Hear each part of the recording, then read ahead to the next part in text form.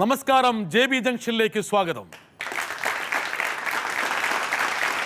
കഴിഞ്ഞ ദിവസങ്ങളിൽ നമ്മോടൊപ്പം ഉണ്ടായിരുന്ന ലാൽ തന്നെയാണ് ഈ എപ്പിസോഡിലും നമ്മുടെ അതിഥി. ലാൽ എന്ന കുടുംബനാഥനെ, കുടുംബാംഗത്തെ നമ്മൾ ഈ എപ്പിസോഡിൽ അനാവരണം ചെയ്യും. ലാലിന് പുതിയൊരു പാഠം ഉൾക്കൊള്ളാൻ ആ സിനിമ സഹായിച്ചല്ലേ? തീർച്ചയായിട്ടും. ലാലിൻ്റെ സിനിമയോടുള്ള കാഴ്ചപ്പാടിൽ ഒരു മാറ്റം വരുത്തിയത്? അല്ല, അത് തീർച്ചയായിട്ടും വലിയ ചിന്തകളിൽ മാറ്റം വന്നിട്ടുണ്ട്. ഇപ്പോൾ ഞാൻ ഉദാഹരണം പറഞ്ഞു കഴിഞ്ഞാൽ, ഇപ്പോൾ എൻ്റെ ആ പടം തുടങ്ങുന്നത് ആ സിനിമയ്ക്ക് മുമ്പായിരുന്നെങ്കിൽ മകനുമായിട്ട് ചർച്ച നടന്നതെങ്കിൽ മകനുമായിട്ട് ഉടക്കി പിരിഞ്ഞേനെ. ഞാൻ ഉദ്ദേശിക്കുന്നതല്ല, ഒരുപക്ഷെ മകനൊക്കെ പ്രദാനം ചെയ്യുന്നൊരു സമൂഹം, അല്ലെങ്കിൽ ആ തലമുറയുടെ ഒരു വികാര വിക്ഷോഭങ്ങൾ, അല്ലെങ്കിൽ അവരുടെ ഒരു ആസ്വാദന രീതി എന്താണെന്ന് മനസ്സിലായത് ലാൽ അഭിനയിച്ച് ആ സിനിമ വിജയിച്ചുകൊണ്ടല്ലേ? അതുകൊണ്ട് കൂടിയാണ് തീർച്ചയായിട്ടും. അത് മാറ്റങ്ങൾ ഉണ്ടാകുന്നുണ്ട്. ഓരോ നിമിഷങ്ങളും നമുക്ക് മാറ്റങ്ങളുണ്ട്. ആ സിനിമ കൊണ്ട് മാത്രമല്ല മാറ്റങ്ങൾ ഉണ്ടാകുന്നത്. ഓരോ സിനിമകളും ഓരോ വിജയങ്ങളും ഓരോ പരാജയങ്ങളും കാണുമ്പോൾ, ഞാൻ പരാജയപ്പെട്ട സിനിമകൾ കാണുന്ന ആളാണ്. അപ്പോൾ അതിൽ നിന്നൊക്കെ ഞാൻ ഒരുപാട് കാര്യങ്ങൾ പുതിയതായിട്ട് പഠിക്കുന്നുണ്ട്. ഞാൻ പറഞ്ഞു തന്ന ഈ സിനിമയുടെ എനിക്ക് അത്ഭുതം തോന്നിയൊരു കാര്യം, ഞാൻ അന്ന് പടത്തിൻ്റെ ആദ്യത്തെ സമയത്ത് റിലീസാകുന്നതിന് മുമ്പ് ഞാൻ ചോദിച്ചാൽ പുളി തിന്നുന്ന ഒരു ക്ലാസ് റൂമിൽ ഒരു സീനുണ്ടല്ലോ ആഷിക്ക്, അതൊക്കെ വേണോ, അതൊക്കെ കട്ട് ചെയ്ത് കളഞ്ഞുകൂടെ, ഒക്കെ ഒരു ദുർമേധസ്സായിട്ട് കിടക്കുകയല്ലേ പടത്തിൽ. ഇല്ല കേട്ടോ, അത് വേണം, അതാണ് ഓക്കെ. പക്ഷെ പിന്നീട് പടമൊക്കെ വന്നതിന് ശേഷം ഞാൻ ആലോചിച്ചു, അത് എത്ര ഗംഭീരമായിട്ട് ഒരു ചിന്തിച്ചു. എനിക്ക് അവരുടെ ഭയങ്കര റെസ്പെക്റ്റ് ആയിപ്പോയി. കാരണം ഇപ്പോൾ ഇംഗ്ലീഷ് സിനിമകളൊക്കെ കാണുമ്പോൾ അവർ വളരെ ഈ സ്കെയിൽ വെച്ചിട്ട് പടം എടുക്കുന്നവരാണ്. ഒരു ഹൊറർ പടം എടുക്കുകയാണെങ്കിൽ അവർ ആദ്യം തന്നെ ഒരു ഭയങ്കര ഹൊറർ, ഒരു പേടിപ്പിക്കുന്നൊരു ഷോക്ക് കൊടുത്തിട്ട് പിന്നെ സ്ലോ ആയിട്ട് പടം തുടങ്ങും. ഒരു ആക്ഷൻ പടം എടുക്കുകയാണെങ്കിൽ ഒരു ആക്ഷൻ ഓറിയൻറ്റഡ് ആയിട്ടുള്ള ഒരു സംഭവം ആദ്യം കൊടുക്കും. എന്ന് പറഞ്ഞാൽ ആദ്യം ഒരു ക്ലിക്ക് എന്നൊരു സംഭവം അടിച്ചിട്ടാണ് പിന്നെ ഒരു പടം ചെയ്യുള്ളൂ. ഇത് ഭക്ഷണത്തിനെ പറ്റി, അത് ബാക്ക്ഗ്രൗണ്ടായിട്ടുള്ള, അത് അറ്റ്മോസ്ഫിയറായിട്ട് വരുന്നൊരു സിനിമ എടുത്തപ്പോൾ പടം തുടങ്ങുമ്പോൾ തന്നെ എല്ലാ കാണാതിരുന്ന ആളുകളുടെ വായിൽ നിന്ന് ഉമിനീരിറക്കുന്ന ആ പുളി വലിച്ച് ചപ്പുന്ന ഒരു സീനുണ്ട്. അപ്പോൾ അതാണ് ചെയ്തവരത്, ആ ഒരു സീൻ കൊണ്ടിട്ട് ഉദ്ദേശിച്ചത്. അത് അവർ പോലും അങ്ങനെ ഒരു ശാസ്ത്രീയമായിട്ട് ചിന്തിച്ചിട്ടാണോ എന്ന് എനിക്കറിയില്ല. പക്ഷെ അതാണ് ആ സിനിമയെ നിർത്തിയിരിക്കുന്നത്. ഒരു ഭക്ഷണവുമായിട്ട് ബന്ധപ്പെട്ട ഒരു സിനിമ കാണാൻ ഇവരുടെ ഉമിനീരൊക്കെ ഇറങ്ങിയിട്ട് ഇവർ തയ്യാറായി എന്നുള്ളതാണ്. അതിൻ്റെ എല്ലാ പൊട്ടി ആ പടം കാണാനായിട്ട് അവർ പ്രിപ്പയർഡായി കാണാൻ വന്ന ആളുകൾ. അത് ഭയങ്കര ഒരു കളിയാണ്.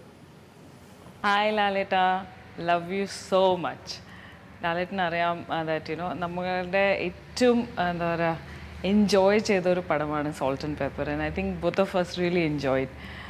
Love you for being my romantic partner. Lalettan basically ഒരു ഷൈ, അല്ലാതെ ഒരു എന്താ പറയുക ഒരു സോഫ്റ്റ് പേഴ്സണാണ്. പക്ഷെ ലാലേട്ടൻ്റെ ഡാൻസ് കാണുമ്പോൾ ലാലേട്ടൻ വേറെ ഒരു പ്രകൃതിയാണ് വരിക, വേറൊരു തപ്പാങ്കുത്ത്.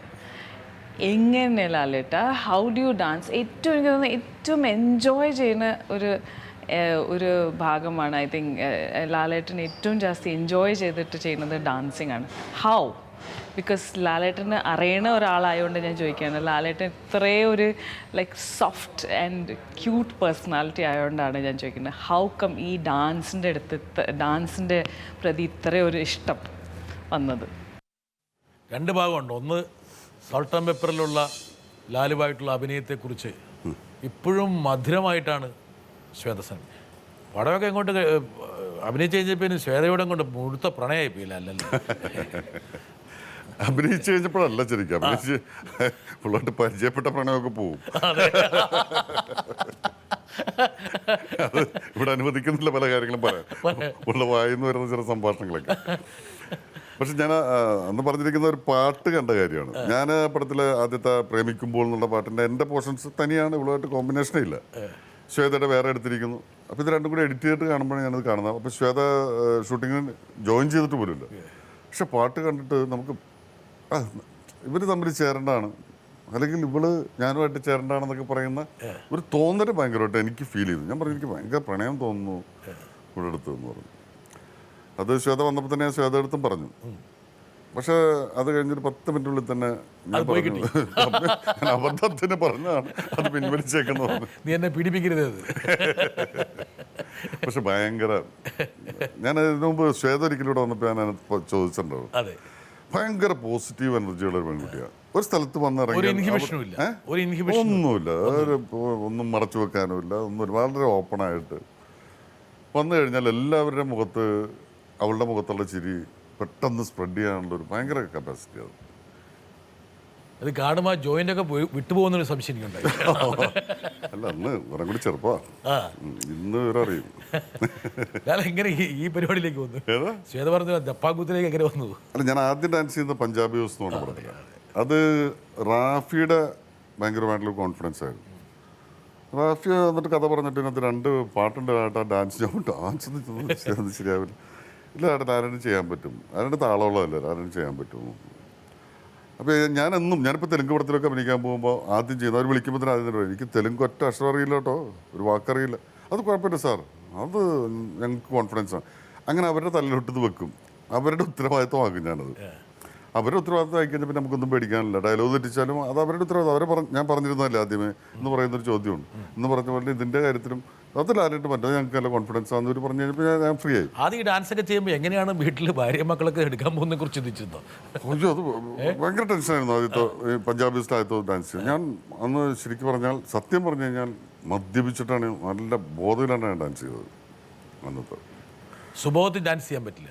സുബോധത്തിൽ ഡാൻസ് ചെയ്യാൻ പറ്റാത്തല്ല, സുബോധത്തിൽ എനിക്ക് ആളുകളെ ഫേസ് ചെയ്യാൻ പറ്റും. ഒരുപാട് ആളുകളാണ്. അടിച്ച് വീലായിട്ട് ഇയാൾക്ക് ഇതിൻ്റെ ആവശ്യമുണ്ടോ എന്നുള്ള രീതിയിൽ ഇവരെന്നെ നോക്കുന്നത് എനിക്ക് ചിന്തിക്കാൻ പറ്റില്ല. ഇയാൾക്ക് എന്തിൻ്റെ കാര്യം, ഇത് എന്താണ് ഇയാളിക്കുന്നത് കാണിക്കുന്നത്? ഒരു കുപ്പി മുഴുവൻ അകത്താക്കിയോ? കഴിച്ചിട്ടുണ്ടാവണം. ഒരു കുപ്പി ഫുൾ ബോട്ടിൽ തിരക്കില്ലാതെ കഴിച്ചു. ലേബല് കളഞ്ഞിട്ടുണ്ടാവും അല്ലേ? ലേബല് ലേബല് തുപ്പി കളഞ്ഞിട്ടുണ്ടാവില്ലേ? അത് ചില അവസ്ഥകൾ. പിന്നെ ഒരു ദിവസം കഴിഞ്ഞാൽ പിന്നെ ഡാൻസ് കട്ട് പറഞ്ഞിട്ടുണ്ട് ലാല് തുടർന്നോ ഡാൻസ്? പിന്നെ എന്തും ചെയ്യാൻ നമ്മൾ റെഡി. എന്ത് ചെയ്യാനുള്ള മാനസികാവസ്ഥ? അതിനകത്ത് 100 കിലോ ഉണ്ട് മോഹിനി എന്ന് പറഞ്ഞ പെണ്ണൊക്കെ. അതിനൊക്കെ ഷോൾഡറിൽ വെച്ചിട്ട് ഡാൻസ് ചെയ്യേണ്ട പെടുത്ത. പക്ഷെ ഇവനുള്ള ഉള്ളിലുള്ളതുകൊണ്ട് ഒരു അവൻ എടുത്തിട്ട് നടക്കുക, ഞാൻ അവിടെ മാറിയിരിക്കുക, ഇവൻ പൊക്കിക്കൊണ്ട് നടക്കുക.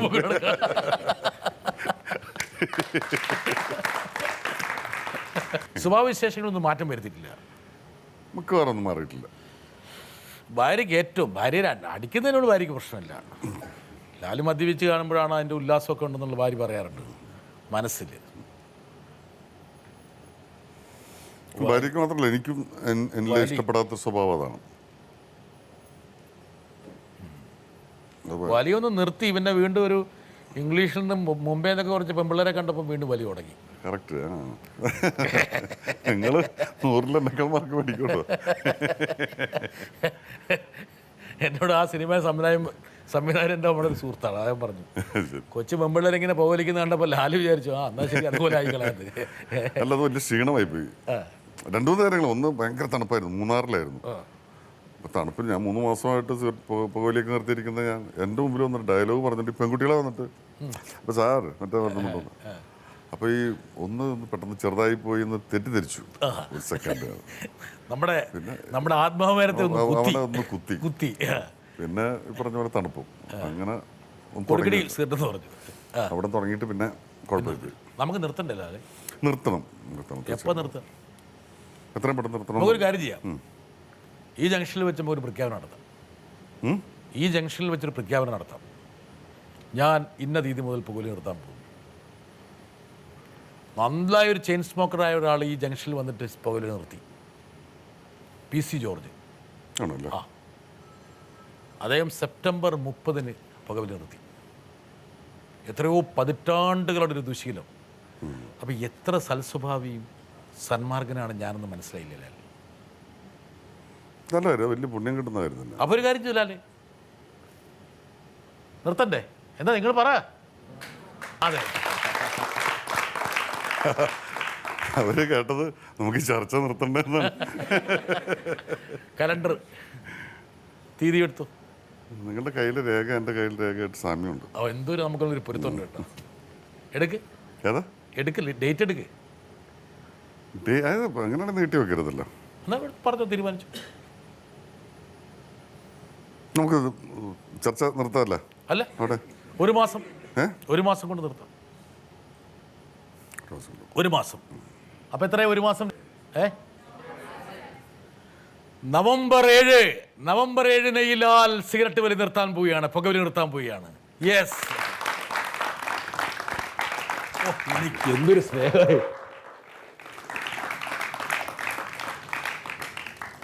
ലാൽ, എൻ്റെ അപ്പൻ പോലും ലാലിന് ഇതുപോലെ മര്യാദ പഠിപ്പിച്ചിട്ടുണ്ടാവില്ല. എൻ്റെ വൈഫ് പറയുന്നുണ്ടാവും, ഈ ബ്രിട്ടാസ് ഇത്ര നാളെ പരിചയപ്പെട്ടു, ഇയാളെ കൊണ്ട് എനിക്കൊരു ഗുണം ഉണ്ടാവും. അല്ല വൈഫിന് നമ്മളോട് എതിർപ്പാണോ? ഇല്ലില്ല, എൻ്റെ മകനൊക്കെ നിങ്ങളുടെ വലിയ ഫാനാണ്. ഫാനാണല്ലേ? രക്ഷപ്പെട്ടു കുടുംബത്തിൽ. ഞാൻ ഈ പരിപാടിക്ക് വരാൻ കാരണം അവനാണെന്ന് പറയാം. അപ്പോൾ പപ്പ അത് കുഴപ്പമൊന്നുമില്ല. അപ്പോൾ പിന്നെ വേറെ കാര്യമുള്ള പപ്പ ഏതായാലും പോയി അവിടെ പോയി നുണ പറയില്ല എന്ന് എനിക്കറിയാം. നുണ പറയുന്നവർക്കല്ലേ പിന്നെ പറയുമ്പോൾ തെറ്റിപ്പോകുന്ന പ്രശ്നം വരുന്നുള്ളൂ. എക്സാക്ട്ലി. സത്യമായിട്ട് പറയുകയാണെങ്കിൽ എന്താണ് ലാലേഷ്, യഥാർത്ഥത്തിൽ ഇത് വളരെ കറക്റ്റാണ് നിങ്ങളുടെ മകൻ. എന്താ കാരണം അറിയോ? ഓർമ്മശക്തി യഥാർത്ഥത്തിൽ വേണ്ടത് നുണ പറയുന്നവർക്കാണ്. നുണ പറയുന്നു. അയ്യോ, എന്താ വെച്ചാൽ ഇത് രണ്ടും കൂടി ചേഞ്ച് ചെയ്യും. ഈ പിള്ളേർക്ക് അറിയാം നന്നായിട്ട്. കൂട്ടിമുട്ടാണ്ടാവും. ഇത് രണ്ടും കൂടി ഇപ്പോൾ വീട്ടിൽ കള്ളം പറഞ്ഞു അവസാനം അവിടെ എത്തുമ്പോൾ പിടിക്കും. ഇതൊക്കെ അവർ അവർക്ക് അനുഭവിച്ചുകൊണ്ടിരിക്കുന്ന കാര്യങ്ങളാണ്. ലാലിലെ നടൻ വീണ്ടും പക്വത ആർജിക്കുകയാണ്. വളരെ പ്രധാനപ്പെട്ട ഒരു സിനിമ ഒഴിമുറി. ഒരുപക്ഷെ ക്രൗര്യം നിറഞ്ഞ, എന്താ പറയുക, ഒരു മനുഷ്യൻ്റെ ഏറ്റവും മോശപ്പെട്ട സ്വഭാവത്തിൻ്റെ എല്ലാ തലങ്ങളും, എന്നാൽ അന്തർധാരയായി ഒരു മനുഷ്യൻ്റെ നന്മയും കൂടി നിറഞ്ഞു നിൽക്കുന്നൊരു സിനിമ ഒഴിമുറി. ദേശീയ ബഹുമതി, സ്പെഷ്യൽ ജൂറി മെൻഷൻ. ലാൽ ഗംഭീരമായിരുന്നു.